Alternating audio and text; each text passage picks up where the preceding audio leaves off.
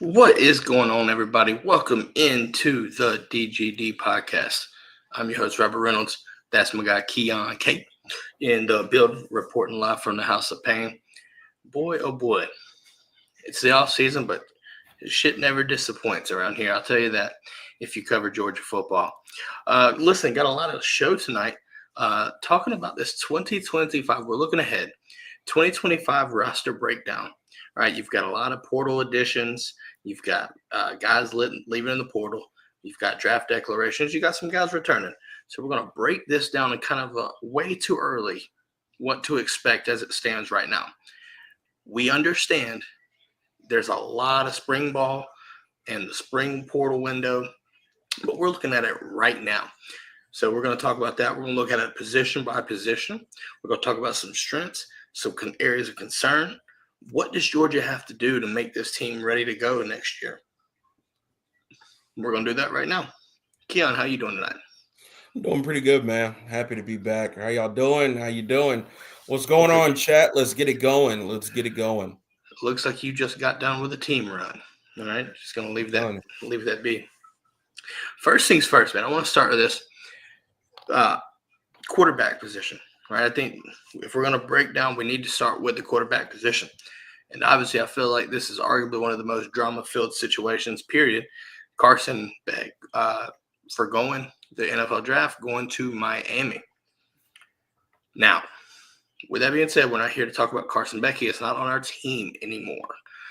But that does leave us with Gunnar Stockton, Ryan Puglisi. Jaden Rashada is no longer here either, right, going to the portal. So you've got Ryan Montgomery and Hezekiah Millender. How do you feel about that position right there? What do you think needs to be done? Who do you think's the starter? Let's start talking about that. You know, Gunnar Stockton is dating Vince Dooley's granddaughter. Yes, it did, and that's what's going to make it hard for me to believe that anyone else will be the starter. This is it's over. Like, he's the quarterback. I don't need to see G-Day. I don't need to see. Bro. Here's what's going to happen, right? The only way Gunnar Stockton is not our quarterback going into next season is if you're telling me Ryan Puglisi. Like, here's the thing, Ryan, you have to take the job from Gunnar. And I mean full blown take it. Like, it can't be, if it's anything close, they're going to give it to Gunnar Stockton. So Gunnar Stockton's going to be our quarterback. Kirby has shown a propensity to give, I would say, basically every opportunity to lose the job, not so much win the job. Exactly. Now, I will say this, though. Based off the Sugar Bowl, I thought Gunnar did fairly well considering. Very well. There's some deep shots that he hit that I just don't know if Carson Beck actually makes, and that's crazy to think that. Now, to be fair, I think there is some criticism. I felt like he could have ran more confidently. However, maybe it was just the jitters from a first career start, not feeling as confident in yourself. If he is your starter and he runs like he did in high school at Rabun County, it's dangerous, Keon. It's dangerous. Absolutely. But I do think I really hope that it's a fair competition. I really do, because I am interested. Let me cook, please. No, I'm not gonna lie. I'm not even gonna let you get your hopes up or even incite these. No, I didn't say I would get my hopes up. I'm just intrigued to see what Ryan Puglisi looks like as a backup. Yet again, bro, the only way Ryan Puglisi ends up being the starter, he has to come out there and blow them away. Like, absolutely blow them. Like, the mountain he has to climb to be ruled our starter, I don't even think if he does go out there and have a fantastic he has a fantastic offseason, he has a fantastic spring game, I still, like, we're still gonna roll Gunnar out there. Like, you know. I mean, I'm not necessarily opposed to it, but I just hope maybe it's just me being wishful thinking. Give them equal opportunity and just let the best one win. Gunner's got a little bit of experience, but if you really look at it, there's not a lot of experience at all in that room right now at all. And honestly, it wouldn't surprise me if Georgia tries to go get a portal quarterback. Now, whether they do or not is what it is. But I mean, you're hearing. Now, I'm glad. Maybe glad that we didn't go get Deshaun Purdy going to Wake Forest from Florida. But the quarterbacks that we were associated with, I just don't know how to feel about that. I do. I mean, I don't think any of those guys were good. I think I'm with you Kirby is. Yeah, I just think Kirby was just trying to grab guys just for like for warmth, insurance. for warm Yeah, bodies, maybe. literally. Like, I don't think if we would have got a quarterback out of the portal, Buddy would have never saw the field here. Like, Yeah, I so think I'm with you on that. I'm with you. yeah, so I don't think as far as the quarterback room to wrap that up, like there's not gonna really be a competition there. Like Gunner, don't go out there and fuck up. As long as you don't do that, you're gonna be our quarterback next year. Yeah, I'm the only thing I'm intrigued to see is what Puglisi looks like, given more opportunity in Right. the second year. You know what I'm saying? Um, Other than that, though, I mean, like I said, I agree with you. I think Gunner's going to be your quarterback. I mean, God, this is Mike Bobo's. This is his hand-picked quarterback. Right? He's been coaching him since he was knee high to a grasshopper. So Right. if you can't cook something up this year, considering Bobo might, if he sticks around, and if he can't do something with this, then Georgia's got a whole bigger pot of problems, if you will. Right. Sounds like that's what it'll be, though.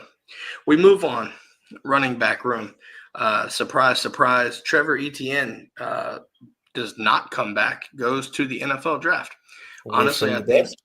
Yep, I think honestly, what made the decision was the two Penn State running backs coming back. That opened Yeah. up a window for him to jump up some spots and probably make a little bit more money off of it. So can't be mad about that. But we talk about the running back room.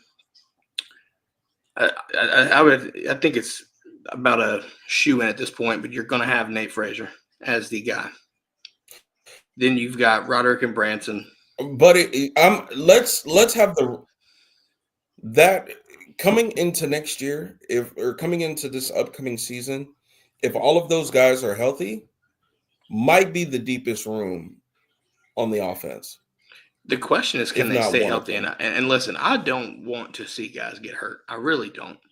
But I honestly need to see Branson and Roderick stay healthy, because if they stay healthy and you pair that with Nate Frazier, then you bring in, you've got Dwight Phillips. You've still got Cash Jones, by the way. You still got Cash Really? Jones. Yes. I didn't know If I'm that. not mistaken, you still have Cash Jones. You have some viable options there.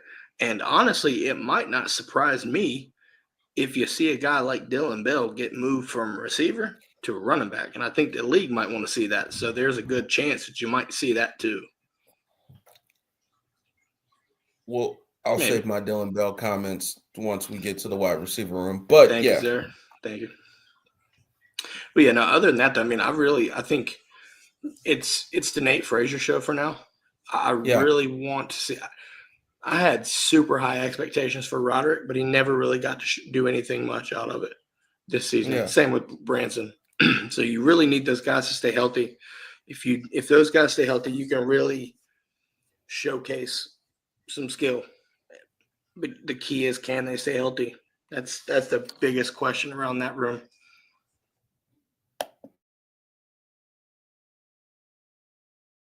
Excuse me.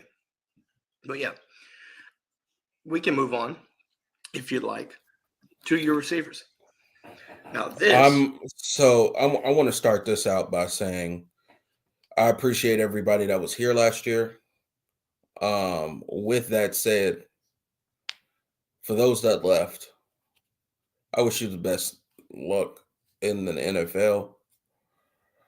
But boy, do we got some talent for your ass this year. Grabbing Noah Thomas and Zachariah Branch right out of the portal.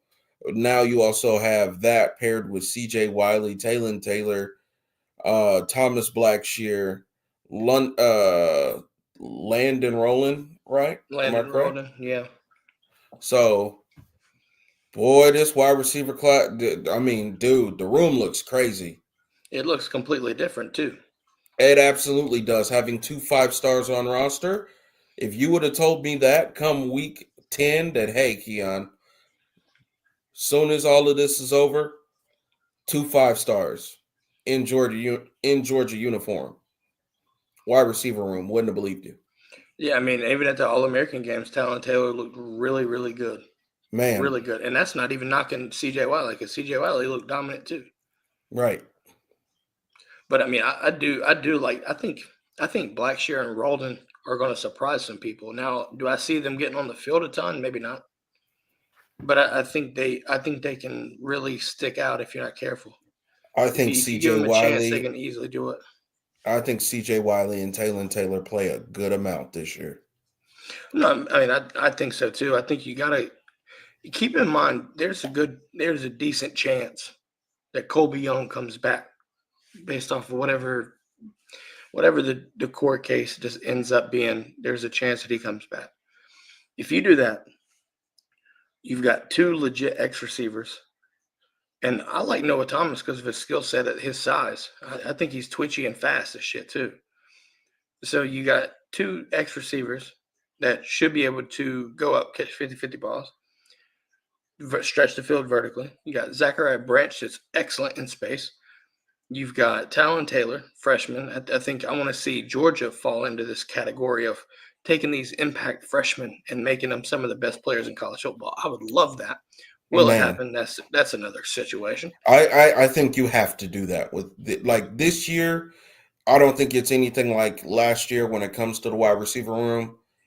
Like, buddy, you brought in a 5-star through the recruiting cycle. Kirby, you have to play this guy. There is no sitting on the bench watching the older guys fuck up this year. There is none of that. Because if you don't put Taylor on the field and give him opportunity to go out there and ball, Georgia fans, Georgia faithful, Bulldog Nation, all of you, y'all can kiss this 5-star wide receiver shit the fuck goodbye if it doesn't happen. I'm going to just tell you. And honestly, I'm looking at Dominic Lovett, and that's already a start to something bad if you're not careful. You got to right that wrong. Got to. If you're curious, I think, unless I'm calling a spade here, if Dominic Lovett stays at Missouri, I think you see him turn into a second-round receiver maybe. And Yeah, I think there's a chance that he might not get drafted here. So I mean, but so to that, I will say this. Dominic Lovett also led our team in drops last year. This season that just ended for us. So yeah, in 24. So it's kind of like one of those ones where, I fully agree. Had he stayed in Missouri, he'd probably be picked anywhere from 2nd to 4th round. Fam, I wouldn't bet $5 that he gets picked in the 3rd round, let alone. I would say day 3 probably. If he gets drafted, yeah. I'd like.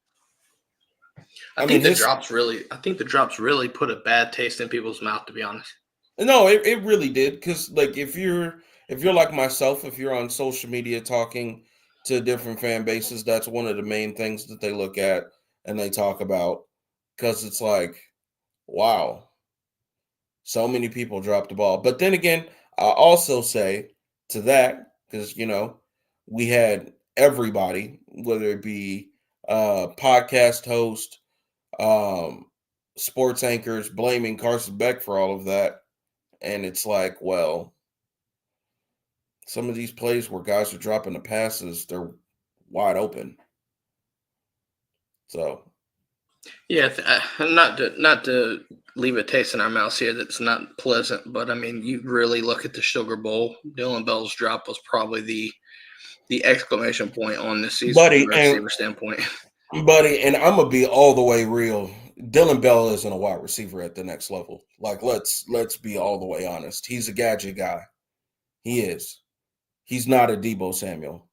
He is your elusive back. That's what he is. He's not a wide receiver. He's not. Like, and if and there's nobody that can really even argue that after what we just watched. Like, you had all of the opportunity, and now, like, I get it. You're coming back this year. If we don't see him in more of that role that we saw him in 23, yeah, buddy. I mean, he's not like a wide receiver for real. Yeah, I He's mean, not. if you if you look at what he did when he was playing running back a couple years ago, there's a chance that he can be dynamic enough to make some plays. That's what's intriguing, really, if you think about it. Yeah. I mean, now that it's over, right? Like, let's just really have a real conversation about it. Is like, you had guys like Nitro who hits the portal. Kirby convinces him, Kirby and staff, right? Convince him to come back, right? Great. Use that man. Use that man. Great. But is that gonna make a fuck if he doesn't go out there and get the opportunity to play? Or what? Like, Nope. are we like, is it gonna matter if this is gonna be a guy that's gonna be stuck behind guys who are older, who are upperclassmen, who continue to go out there and make the same mistakes? Like, leading the nation in drops, bro, is something that you really gotta look at all of those players, all of those starters, and be like, look, bro, you had every opportunity. Like, fam, we're watching the games. I done been to a couple of games. I done seen the shit live. Like, I mean, some of these passes, I'm looking at it like, fam, from a quarterback standpoint, can't throw a better Can't pass. place it. You can't throw it better. You can't place it. Can't better. throw a better ball than that. I came into the Sugar Bowl questioning the hell out of Gunnar Stockton, and by the second quarter, I was full-fledged ready to apologize. And I came back on this podcast and apologized. And if I haven't done that, I'll do it here right now. Gunnar Stockton, I owe you the biggest apology. It's crazy. Like, I didn't know. I'll never tell you to do it. Not do it again. So if you did, it is what it is. But like, I even look at Gunnar Stockton's face after he hits Dylan Bell wide the fuck open. Like, and I mean, buddy, if you catch the ball and just slow jog, you're walking into the end zone untouched. Like, that shit can't happen this year, bro. It can't. And if it happens, that's where Kirby, that's where James Coley, that's where Mike a lot Bobo. Of soul searching is going to have to be done if it continues, for sure. I mean,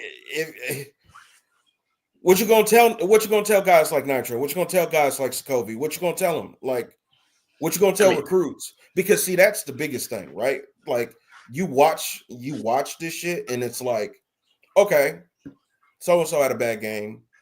That shit happens. Bounce back next week. But you're watching like pivotal drops occur every single week. Crucial fucking drops. Like, if you can't get it done, reach back, right? Well, but I also you need to give the opportunity to you remember when Georgia would rotate and we would have, I mean, that's been at years. This was ideal. You would have 11 guys. Like, there were times where we would have 15 receivers with a reception. Buddy, that's how much we rotated.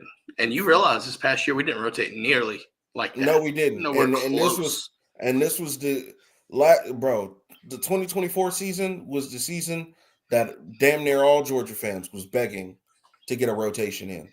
Because I'm looking at Nitro sit on the sidelines and come out there for like run plays to block, and it's just like, come on, bro. Like, why are we doing this? Like, here's my thing. I saw it at Tennessee. I saw what he did at Tennessee. If he's not gonna get the opportunity to go out there and make plays, why bring him back? Yeah, I mean, I couldn't be mad if you don't give him the opportunities. I can't be mad at him for hitting the portal. You brought him back, but make it count. I mean, so like, I'm gonna be all the way honest, and I know people that are watching this might might feel away, but the truth of the matter is, wide receiving core had to have been the most disappointing. Wide receiving core and offensive line had to have been the most disappointing units of the season, hands down, bar none. Like, go Dogs, all of that, but like, bro, that shit was ass. It left a Let's lot say to what it be was, desired. bro. It left a lot to be desired, That which shit is was why ass. I think the receiving core as a whole, as a room, is one of a situation where Georgia should be better. Should be better. If you're not, then we've got some serious fucking problems. Fam, Serious problems. we continue to have the drop issue. Kirby doesn't rotate those young guys in because, see, here's the thing. It's a double-sided sword, and I can understand why Kirby doesn't rotate those young guys in. I'm going to be all the way real because I can understand Kirby's probably looking at it from an aspect of, well, shit, they not doing enough in practice to get on the field. But when you get in the midst of the game and the guys who are doing enough are out here fucking off, I mean, at a certain point, you got to go with other options, right? Like, but then again, there's that aspect of it. You get into aspects of like actual play calling and sequencing throughout the game. That's a whole nother issue within itself. Because how many drives have we started where you just knew it halfback dive, inside zone left, inside zone Yeah, right, screen, that's a whole tunnel screen. system of predictability and things like that. And Like, you could honestly do it a whole nother episode just solely on that. now here's the real Serious. fucked up part about that. Better players executing those plays, Rob, the shit works. We saw it. It was a mixture of That's everything. like so like people, the fan base who sits up here and complains about Mike Bobo, like, I don't know if he's ever came out and said this, and honestly, I doubt if he ever will. But the sad truth is, you can call the play call generic, but with better players that execute, that shit works. I mean, dude, how many third downs did we see where a guy actually got some space and dropped the pass, or an explosive and dropped the pass, or running, fumble the ball. Fumbles was another problem, but neither here nor there, right? I think Georgia has to get better here. I think they will get better here, and I think this receiving core, if done properly and execution is where it needs to be, is going to be a bright spot. It's going to be a bright spot. So we're going to do something else. So we're going to move on to the next portion of receivers, but they're tight ends. What a deep room. We get Oscar Dupp coming back. We now have the deepest tight end room in the country. Yeah, you've got Oscar Dupp coming back. You still got Lawson Lucky, Jaden Riddell. Shout out Mama Riddell too. Right. You got Colton Heinrich, and then you bring in two physical specimen. You got Ethan Barbour. I think is probably a little bit more ready to play. And then you've got a just gigantic. I don't even know, just a gigantic human being in Elias Williams, 6'8", 240, I think it is. Yeah. Just absurd. The tight end room this year and moving forward, throwing people out the club, getting them out the section. I need to see that more for sure. And getting them out the section. Really excited about, of course, Riddell, Heinrich. I think Riddell could have a really big breakout type season this year in 25. Man, and if that happens, shit. Well, I think you look at it too, though, right? Like, I mean, you lose Jurasic, right? But one of the things that we struggled with was kind of this inline blocking, and if we can get that situated, it's gonna benefit the quarterback. We talked about it, we think it's gonna. I mean, if Puglisi's in there too, that can matter too. because those Buddy. tight ends will also be blocking backup potentially. So that matters. But this is where I call on Mike Bobo. Hey, you were an analyst under Todd Monken.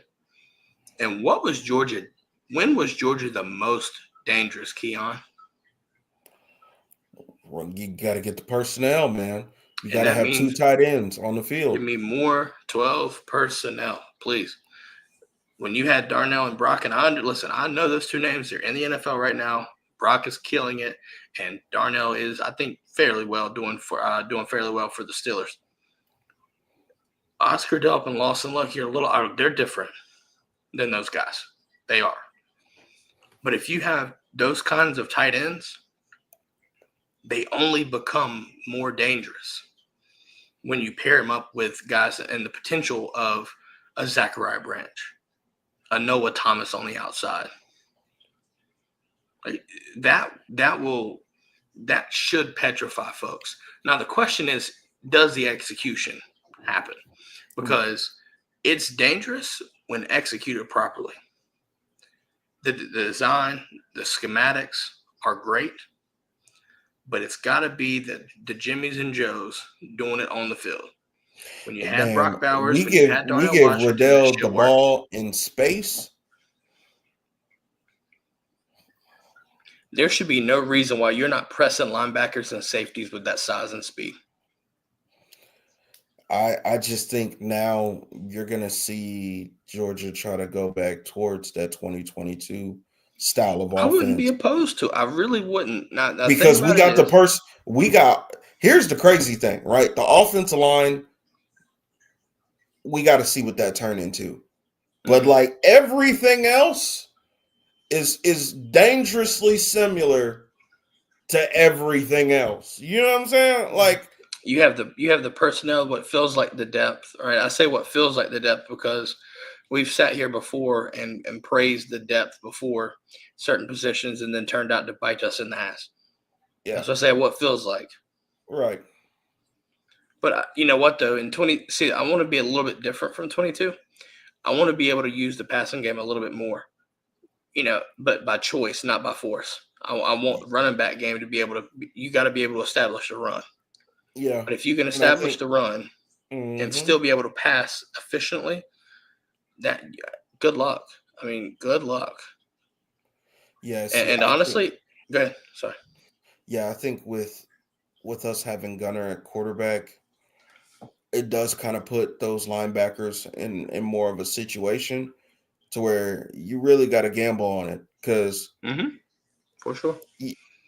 Any given point, Gunner can just look down the field and say, fuck this, I'm gone. And just yeah, but you gotta this is where if he's the starter for sure, this is where that confidence in the running game is gonna matter. Because like I said, in the Sugar Bowl, he did not look confident tucking that ball down. Just didn't. Maybe you get the full off season and whatever going all the way into the season. Maybe by then you're comfortable because you're more confident in the offense. You see what I'm saying? If you're confident, if you get more confident in the offense and understanding the playbook and getting all those reps, even if it's not in game, getting those reps, you're gonna have a confidence. You know what I'm saying? Like you'll have that confidence. And once you do that, if he just plays like if he's just having fun and not just thinking it too much, shit can get fun. Let's do this, Keon. Let's talk about this offensive line before we move to the defense. Offensive line. Kind of concerning for me, and I think a lot of it is there's some good and there's some bad, right? You would say there's a lot of guys leaving for that offensive line. You lose Jared Wilson, you lose Xavier Truss, Tate Ratledge, Dylan Fairchild. That's a lot of guys. Let's stop at the fact that all of those guys that you just listed are guards in the next level. Except, yeah, fair. Every last one of those guys are guards at the next level. And even Jared Wilson, I know. I mean, like Jared Wilson, of course, center. He can play center, but they want to see guard. Every last They one of want those a combo guys. guy. I mean, for your draft's sake, it will help if you can put guard tape on. But like if you look at Cedric Van Pran, we knew he was a pure center. Yes. But Jared Wilson's athleticism can help him play guard easily. Mm-hmm. So we'll see how that plays out. But to get back on point, you look, those guys go to the draft, right? And now you're looking to replace a lot of snaps and a lot of experience on that offensive front. And you're breaking in a somewhat new quarterback or a brand new quarterback, depending on the outcome of the quarterback battle, if there is one. I'm kind of looking at this, and this, I don't know how you feel about this, but I want to get your thoughts on it. If we're looking at maybe left tackle to right tackle, you could see something like a Monroe Freeling, Michael Morris, Drew Bobo at center, Daniel Calhoun, and then Ernest Green, or what? Or I mean, I would like to see John Jackson at tackle too. I think he can. I think he might start too. We'll see. If you put in Ernest Green at guard, me personally, I think if you put him at guard and give him That a needs year to of tape, happen. That that's needs going to to help happen. him in the NFL so much more. He's a guard as well. Yeah. I'm sorry. I refuse. How tall is Ernest Green? Let me ask you. 6'4", 6'4", I think. One second. You're gonna check the Palm Pilot, but I'll continue talking. But I think it's not even the height; it's more so the reach is what's given. Like the reach is what's telling me he's a guard at the next level. And when you're the stature that you are, you have to play with perfect technique. If you're 6'4". not, 6'4". okay, if you're not playing with perfect technique all the time, your ass will get reached from a defensive end and you will get worked. And I think we saw a little bit of that getting exposed. Yeah, I By think little, I mean by a lot. Yeah, I think him putting on guard tape would be great. I've But I mean, as it stands now, though, Fam, do you keep Calhoun off the field? let everybody that's 6'6" and up play tackle. No, my question is this: do you keep Calhoun off the field for Ernest Green? No. Then would you then? So you're saying move Green into a guard, but do you put him over Micah? You see, Right, see where I'm going? So you ready to have this conversation? I suppose so. So I say move him in the guard. You said what? Well, you would. I'm just making a prediction way too early. I would say if all things stay the same, Right. Guard play would probably be. I would assume it would be Michael Morris and Daniel Calhoun's probably up in line maybe. Because I think Calhoun's done enough in his freshman year to kind of warrant some opportunities at the least. Who, Calhoun? Mm-hmm. I'm not gonna lie. You put the experience. I would probably say put him over Calhoun, but I just don't want to risk that. Like I just don't. Because like you have the snaps, you have the experience with a guy like Ernest Green. And honestly, at guard, you're not as exposed. And at guard, you can help schematically. Plus, didn't he just have surgery? Like that's another thing. Didn't he just? Yeah, maybe. Yeah, like either way though. And this is why I think there's a good benefit for him if he were to move into guard, is because again, you can scheme up protection to protect those guards. Right? When you're on the tackle position, you can be set on an island. You just got to get it, which kind of leads me to think, Freeling, and I would like to see Josh Jackson. I really do. 6'10", with the athletic background, playing basketball that way, elite level basketball. I think there's some potential there. I mean, keep in mind, we went and played Clemson, and he was second string. He was on the backups there. So I think there's a good chance you might see it. And he was moving shit. Oh, he was. He was moving. He was moving himself, and he was moving people. So, Yeah, and he was moving some kind of himself being raw too. and taking people with him. Yeah, it was. You're going to be younger by default. And listen, I haven't even brought up this name again since I said it the first time. But Drew Bobo, don't sleep on him. I like what he did when he played in, and when Jared Wilson went down. Time out. Mike Bobo, congratulations. You're about to, because I'm not gonna act like that's not a big deal, right? Like he played quarterback here. Now you're about to see your son play center. Like that's a great moment. I'm not gonna act like it's not. That's a great moment. But if you're looking at it, and he's actually good. So it's like that's the thing, man. He earned that. Like I think there was rightfully so. I think there was a lot of hesitancy. Yeah, a lot of hesitancy. There was. And when he played, dude, I saw some effort that I ain't seen from a lot of other guys. Man, so it's like. Now I will say this: if Drew Bobo goes down, oof. I mean, you're looking at what? I'm trying to think. If Bobo goes down, you're really pushing it. I think you've got Cortez Smith, and I think you've got. Knock on glass. Oh my word! What's his name? He's going to be a sophomore. He was a freshman this year. Not Marcus Harris, was it? Maybe Marquise easily. Maybe one of them. But Cortez Smith is who you bring in from this year to be your next center, in my opinion. Bro, can we talk about it? Cortez Smith, you're your biggest fuck, boy. God damn. Boy, good thing you in college. Holy shit. What? That's a dancing bear right there. It looked like he had one too many Popeye's chicken sandwiches, man. Yeah, I'm trying to Can't be mad about that. Yogi ain't on no bullshit. This is Yogi man. I'm trying to tell you.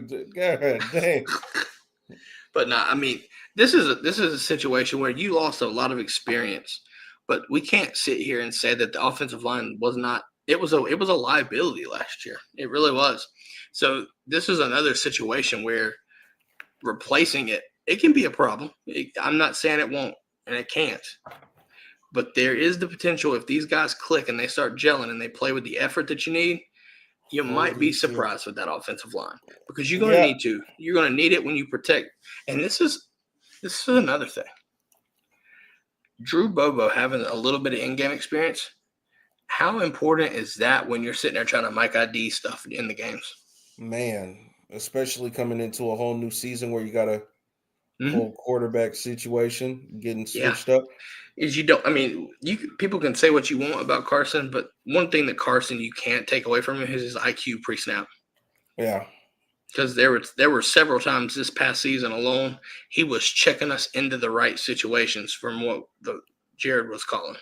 Yeah. Now, either way, Carson can see some things that, Jared may not be able to see at that different level. There's a different viewpoint.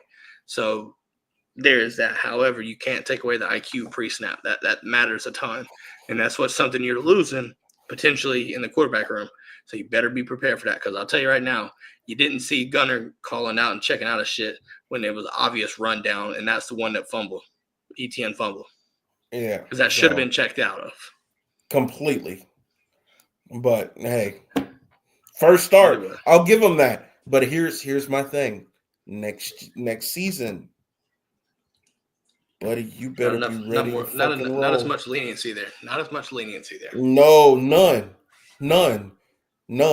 And let me be the first to say, like, fam, you looked great for what I thought you were gonna look in your game. For first start, for sure, man. He looked great. Like I mean, there was and I'm speaking this positively. I'm speaking this positively about the guy after that.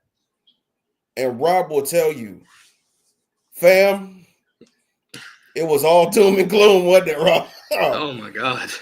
The amount of doom and gloom I heard was baffling. I mean, it was baffling. But then the game got played, and I'm looking at Gunner, and I'm just like, he's got the it factor.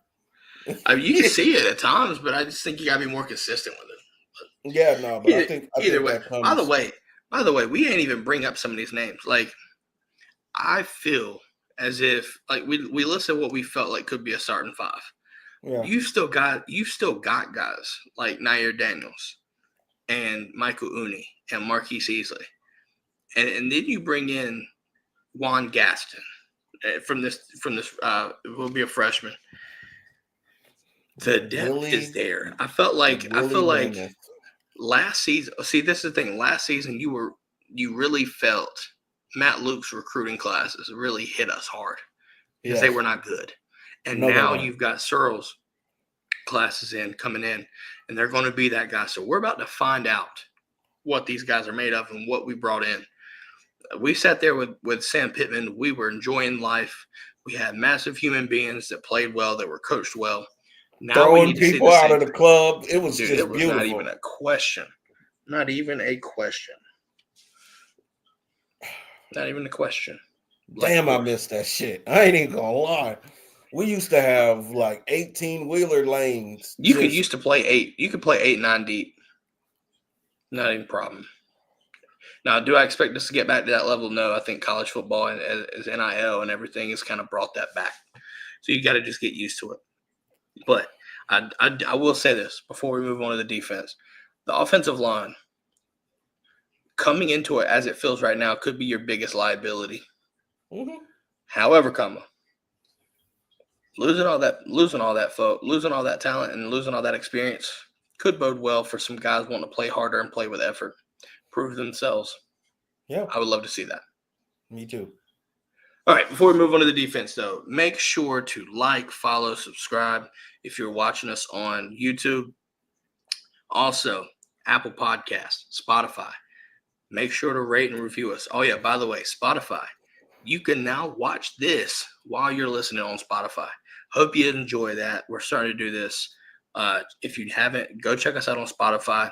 You could literally sit there, open the app, and watch the show in real time. So things have kind of changed from an audio perspective. We kind of altered some things. You are getting the full, unedited type show. It's what you're doing. So starting, obviously, this past episode, we made that change for the new year. And, well, hopefully y'all enjoy it. Also, the show is brought to you by our friends over at Alumni Hall. Guys, see all this. You see this? You see this toboggan? You see the shirt? Keon got a nice hoodie. Guys, all this stuff you can get at Alumni Hall. Simple enough. Do yourself a favor. Go to dgdpodcast.com, and you can go down and scroll down and click the Alumni Hall button. It'll take you right there. Or if you want to learn more, dgdpodcast.com/Alumni Hall. Learn more about Alumni Hall. They're located in Athens on the Oconee Connector. Also, if you use our website, 8% will go to the Classic City Collective on behalf of us. If you place an order using our website, we'll see that, and we'll send 8% of your total order to the collective. Make sure them dogs get paid, right? To be fair. But at the same time, if you're in stores, if you go in store, mention the show, get 10% off your entire order. But that's only in stores. Do yourself a favor and go to check out Alumni Hall. It's all licensed gear, folks. Everything is licensed.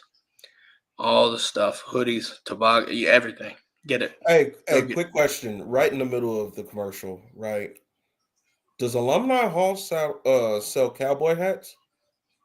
Shit, it wouldn't surprise me. I maybe. Why don't you go look? That's exactly what I'm gonna do right now, because I'm about to buy one of them shits for the game next year. I'm buying a cowboy hat for Texas. Bitch, I'm from Texas. That's what you're doing right there. I see it. Either way, thanks for Alumni Hall supporting the show. We moved to the defense. Yep, exactly. Yes. Throw that down like Jaden does too. We move to the defense, and we start with what I feel like is a kind of big liability here. Defensive line, and I'm going to start specifically on the interior. You lose Jaw Jarrett, depending how you feel about that, but nonetheless, you lose Nazir Stackhouse, and you lose Warren Brinson. You lose some of your key guys there. And I think the reason why I feel it's somewhat of a liability is because of the pure depth. Yeah. You're not. I tell you right now, when you have a guy like a Jordan Davis, you're able to play your mint front. I just don't see Georgia playing a lot of mint 4-2-5 this year. Yep. Just don't see that. Did you see a true 4-2-5? You've got a sophomore, Nnamdi Boko. If you haven't seen him, he's a massive individual, by the way. Massive individual. But you look at the interior, right? And you've got, like I said, Nnamdi Boko. Time out. Doesn't he have a brother in this cycle? In the 26 class, yes. Ekene Boko. Yeah. Wonder where he goes. Continue. We'll see. No, but nonetheless, so you got Ekene Boko, could be your true nose tackle, right? Looking at the inside right there, this is where I think this is going to be a key and a crucial year for none other than Christian Miller coming back. Christian Miller coming back. This is your chance to be the guy. Yep. The guy. Come on, Percy. Yeah, I'd love to see it for sure. You got guys like Jordan Green and Justin Thomas as well. You got some youth there, and I think it'll be interesting to see how it all plays out, to be honest. You move outside, though. This is where I think I'm really concerned. The edge play, losing Damon Wilson really stings here. And honestly, Mpemba now too. Because you really lost 4 edges. Because you lose Chaz, you lose Jalen, and then you lose Damon and Mpemba. So, you know what that does say, though? Opportunity. I'm trying to tell you. And, oh, man. Isaiah Gibson. Holy shit. Isaiah might start at 5 tech, though. We'll see. Yeah, he definitely might. Hey, man. Off-season workouts, See, hear me out though. This is where I'm really getting intrigued because it seems concerning, but I've just kind of been high on this guy since I saw him on the field, and that's Quintavious Johnson. Wait, hold on. Keon, inside joke, Quintavious Jackson. First, Quintavious, huge fan, major supporter. First, Paul, huge listener, first time caller. Quintavious Johnson finna go crazy. I'm sorry, Quintavious Jackson finna go crazy. Gotcha, bitch. Oh man, no, but seriously though, QJ finna go out there and go nuts. I'm still excited to see more Gabe Harris too. I thought Gabe Harris, if he Hell yeah, if he shores it up like I think he will, dude, he can take over the game. Like if you remember, I know it was G-Day, so keep in mind, take it with a grain of salt. There was a drive in G-Day where he took over that drive by himself every play. Yeah. So the potential's there. But you do have guys like, Elijah Griffin that could make an impact more inside 3, you know what I'm saying?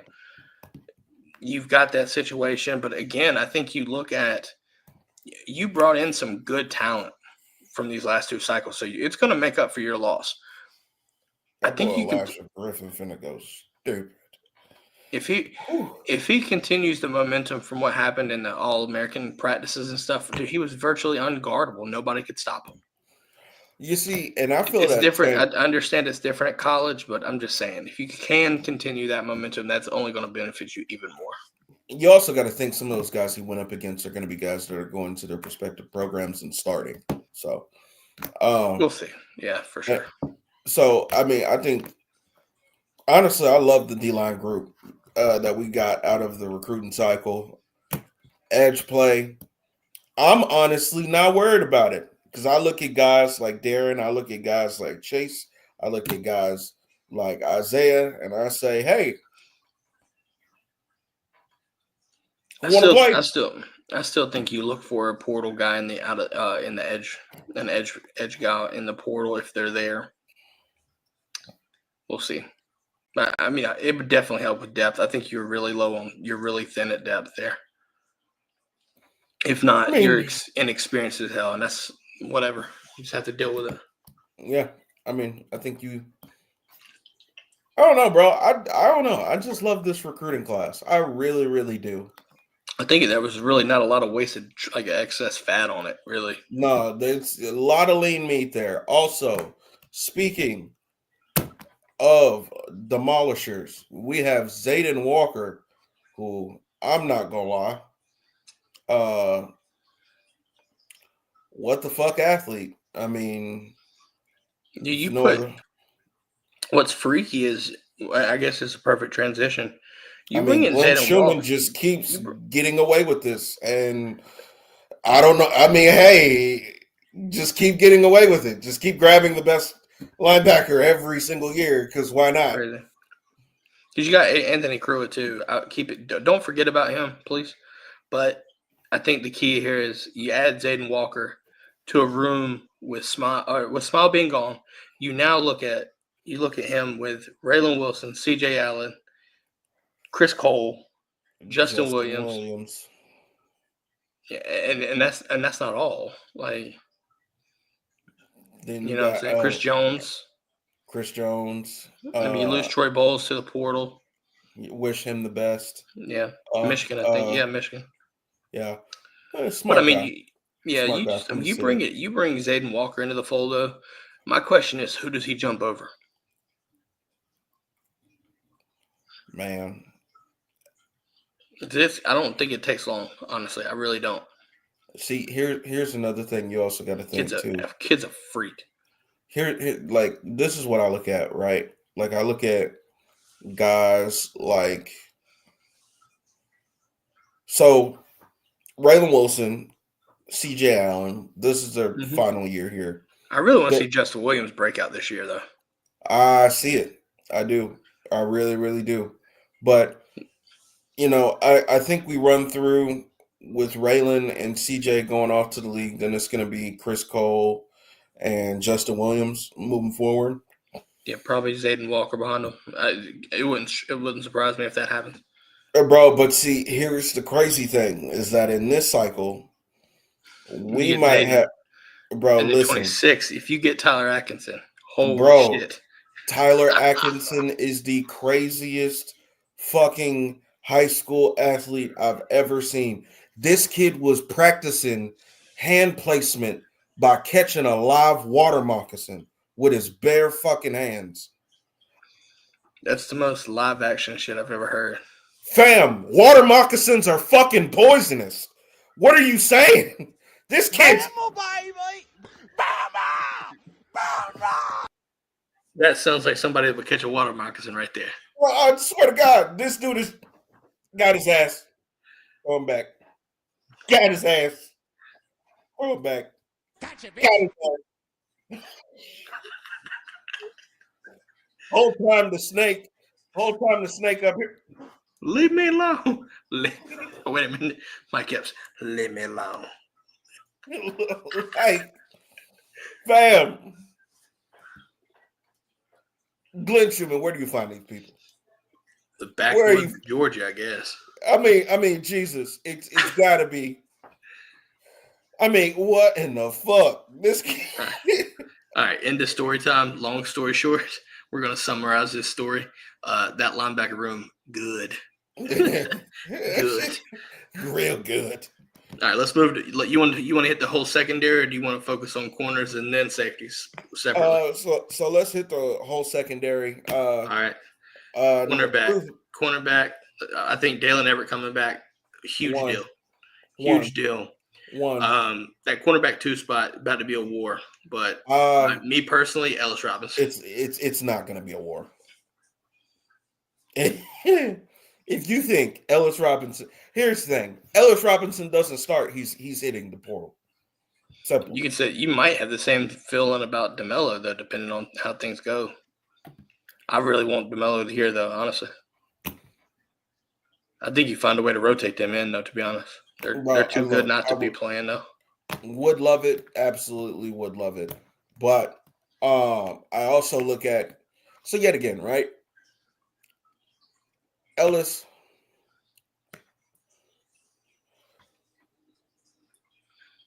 he's got to be better than Daniel Harris, right? Like, right?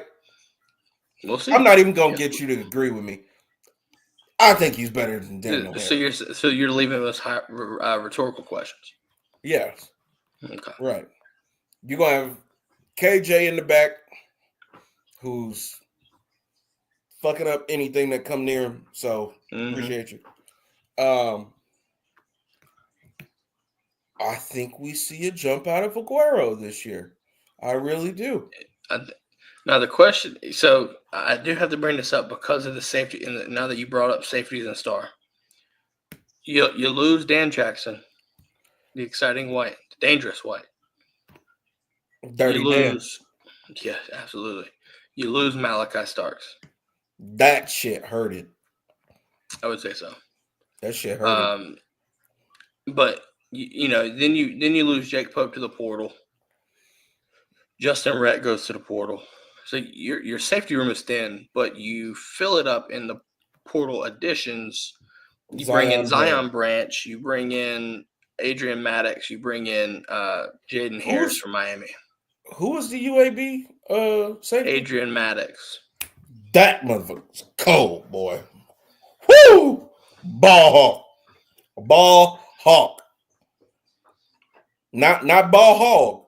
Ball hawk. He is yanking shit out that air.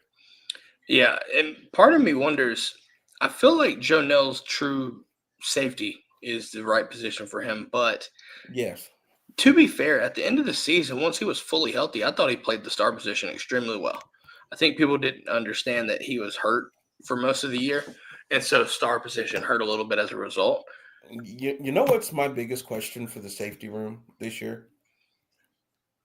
Who is going to give us 12 games at least of pure reckless abandonment? Who is going to be the crash out of the safety room? Who is that going to be? Because you want my answer, or is this rhetorical question part 2? No, this is a serious question because I would say KJ.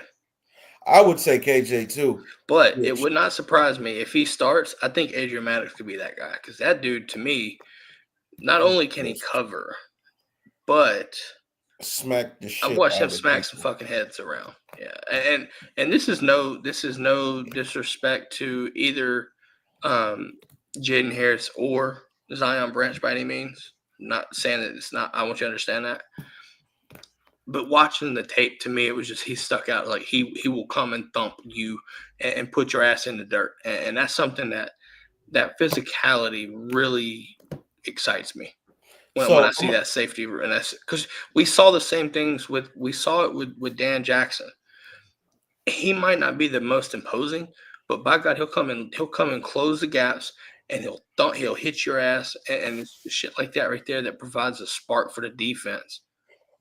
So more gaps in like Dan Jackson did. I think people look at Malachi, but honestly, Dan Jackson's impact was arguably just the same, just in a different manner.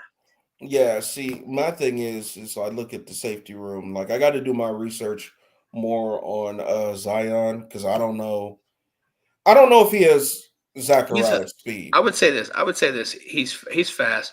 I think he might be better coverage, but he'll also come in and tackle. Like he's a willing tackler.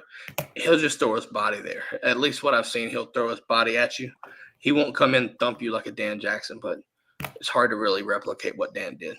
Now, I'm going to be honest. Like, I know we got people that are listening to this. We have some of the players and stuff like that listen to the podcast. So if this does get back to Zion, let me be the first one to say, if you come out here this season and you are the thumper with your game, I was so not familiar with your game. Because I'm going to tell you, man, I think just going off of what his brother is and knowing them two then probably had to go at it. Feel like more flash and finesse than anything. I feel like he might be more of like a coverage kind of guy. So I mean, and I think, and honestly, though, when you look at the safety position, this is going to be key too. Is the development that all three of those guys will get under Muschamp, under Kirby, right? Like the development, because Jaden Harris, to me, started off strong, kind of faded last season. But the thing about it is, if you really notice, like he was a young safety. I mean, like, he hadn't played much at safety, and that can make a difference, right? That's and more so gap responsibility, right? Not being in the right gap and allowing to get guys around, because you're not in the right spots. Again, Kirby Smart and all the DBs there, T. Rob, those guys, I trust over about anybody to get you right quickly. Right. So, like Jaden Harrison, he'll come in, he'll tackle you too. But again, I think just inexperience there, him not being, that's not his true position, but I think he can play it. And again, like I said, you got to trust Kirby, you got to trust Muschamp. Those guys will get those guys right. And if not, plus you got to think that's a soccer player. So it's like you got to get familiarized with just George's level of physicality and just overall scheme and understanding of that shit. So I think so too. I think he's going to be he's going to be good right now for a rotational piece. Really excited to see how his development goes, but that's just. I think he'll be a good player for us. UAB transfer Zion Branch. Really excited about you guys. Also, what we got coming back? Kyron Jones. Chris Pill. Well, we didn't. Chris Pill at corner. Andre Evans. I think Andre Evans will be fun to watch if he gets on the field. There's some depth there. I just need to see. It's not a lot of experience there. They weren't able to rotate as much, but nonetheless, you lose Julian Humphrey. I don't see you sweating this off any, but whatever. Either way, they're not on the team anymore. Don't feel like talking about it too much. Keon, I want to bring this up for you though. We aren't even talking about. We haven't got to this yet, but I feel like we need to. Let's do it. And I think I might know where you're going. Can we talk about Brett Thorson? The trio has returned. Oh, man. In the special team. So you're looking at Brett Thorson. That was a fun one. So excited. Then you've got Peyton Woodring and Bo Gardner, the long snapper. Listen, y'all understand. You might say, why in the absolute fuck should I care? First things first.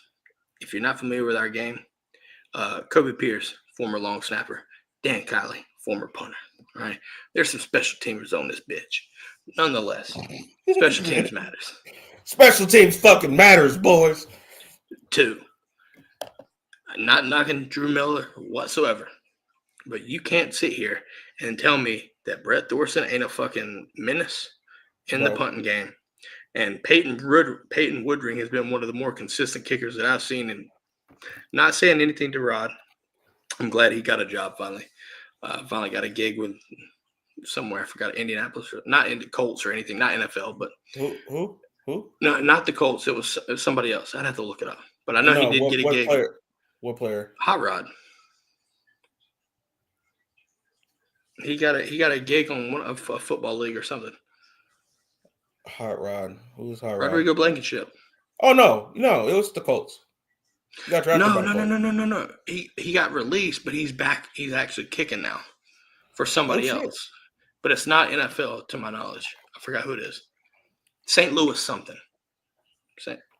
Rodrigo Blankenship. I Siri'd that shit. Uh-oh. But yeah, nonetheless, while you're letting technology take over. St. Louis Battlehawks. That's it. I knew it was St. Louis something. Go dog. But no, I mean, Georgia's always benefited from having a consistent kicker for the most part. We've been blessed to have that, honestly. I mean, we've had times where we've struggled at times, but it's not been nearly as bad as other teams. Just gonna leave that there. Obviously, listen, special teams matters. Come back off that ACL injury, Brett Thorson. Bro, I love Brett Thorson. He's such a good personality. Remember when he was like, hey, well, since I'm going to be the one that teaches this course today on tackling, like, he's fucking hilarious. Dude, I mean, you've got the Aussie that's a professional tackler. Honestly, kind of a bad way to fall and go out. Trying to tackle somebody and tear your ACL. It's crazy. Crazy work. Nasty work. I mean, I'm happy he's back. But that's Rob, you try to tackle somebody and you tear your ACL. That's such a fucked off go. I'm not gonna laugh at him, but I just know at some point he's gonna laugh at him. You know what, though? That's called risking it Yeah. all for the cause. All right. And that's why you gotta love Brett Thorson, man. That's why you gotta do it. He don't give a fuck. Hey, man. Hey, guess what? They didn't score a fucking touchdown on the return. Tell you that. Nobody ran that shit back. Fuck you. But nah, other than that, though, man, I mean, I But guess at what cost, Rob? At what cost? all costs, you don't give a shit. All right. That's great. All right, let's do this. Overall, just the whole team outlook right now. Based off of right now, we are January 17th right now, late night. As of right now, what position group excites you the most? And just give me one. What excites you the most and what scares you the most? Scares me the most is the offensive line. Just don't know what we're about to get, and that just comes with it, right? Mm-hmm. Group that excites me the most, I would say it's either gonna be Only the choose wide. one. Only choose one. I can only choose one. Yeah, we gotta make it. Yeah, gotta make it fun, make it interesting. Only get to choose one. So what scares you the most is offensive line. Yep. What excites you the most?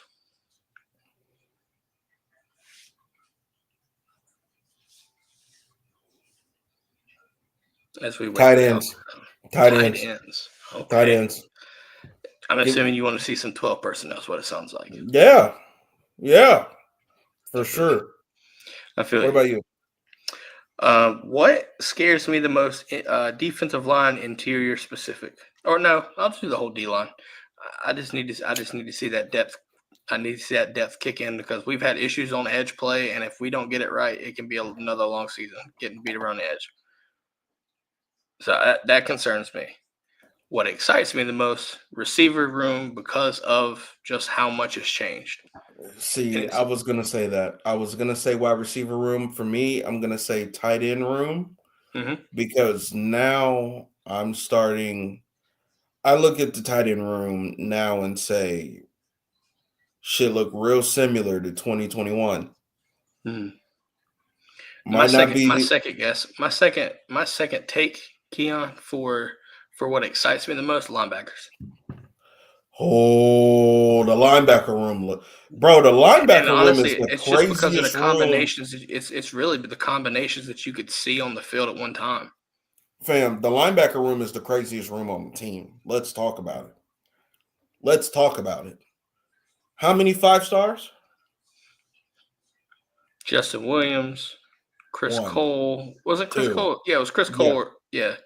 Chris Cole, Zayden Walker. 3. Raylan Wilson. 4. CJ was a 4-star though, to my knowledge. So you saying 4 out of 5? Yeah, it was loaded. Well, 4 out of 6 actually, 2/3, because you got Chris Jones. Wait a second. Wasn't Chris Jones a 5-star? I don't think all 3 were 5 stars. One of them. I don't remember. Well,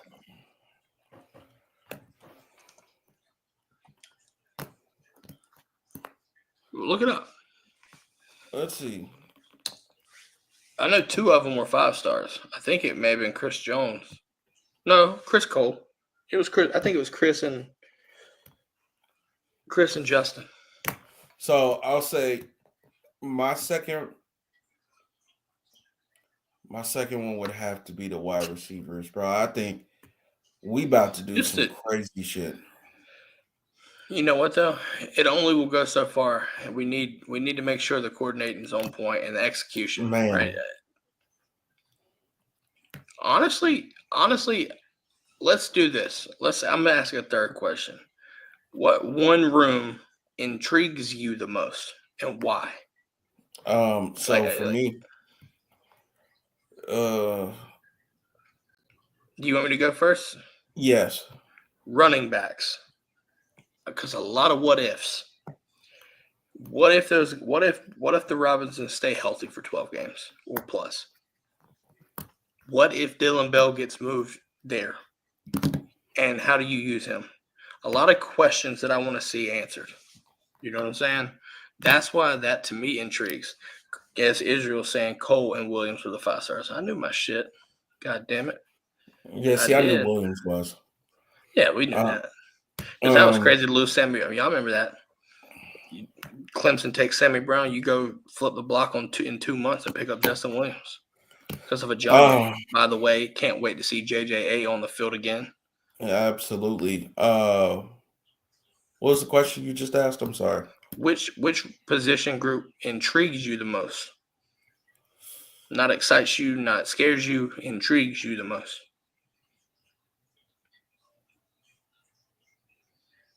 I would probably say be the wide receivers. Because of the what ifs again? Yeah. How and the question marks that you can come up with. Mm-hmm. I would say honestly, I would say the same thing with quarterback. How good can we look? Offensive line, same thing.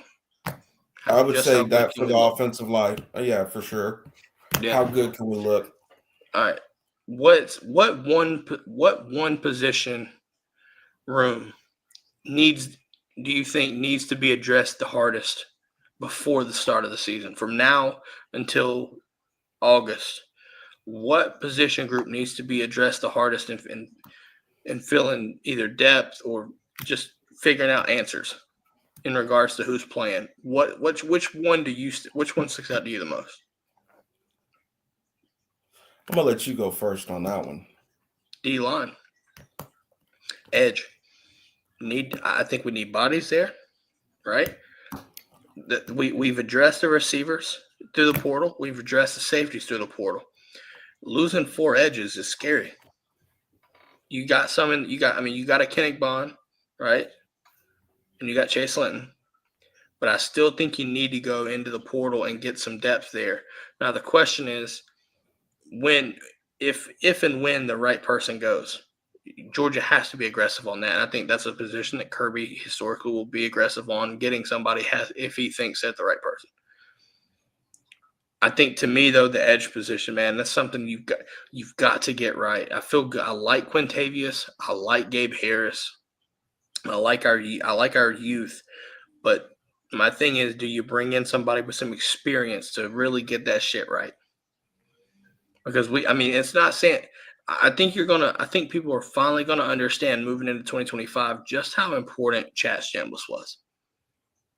And listen, we've heard criticisms, we've heard praise for him, but I think his IQ and his playmaking ability, when he makes them, I think you'll start to see that he was actually a bigger piece to the defense than people realize.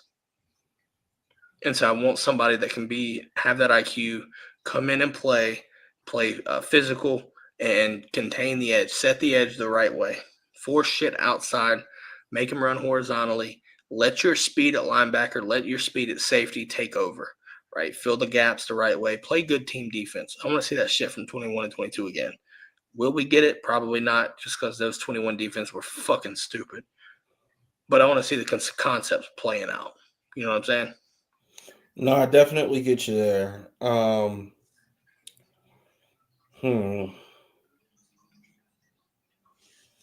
want to see the tackles, man. Or not the tackles.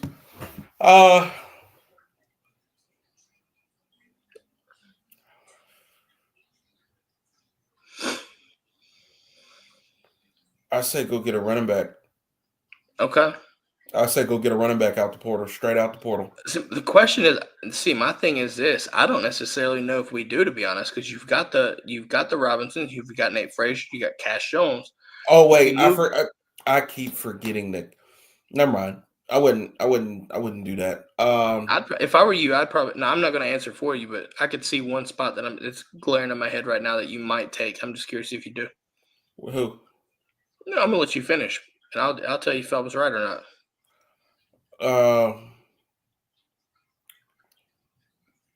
Honestly,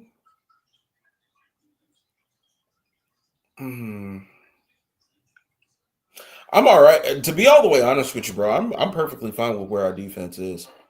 No, I was thinking offense. I was going to say the offensive tackle situation.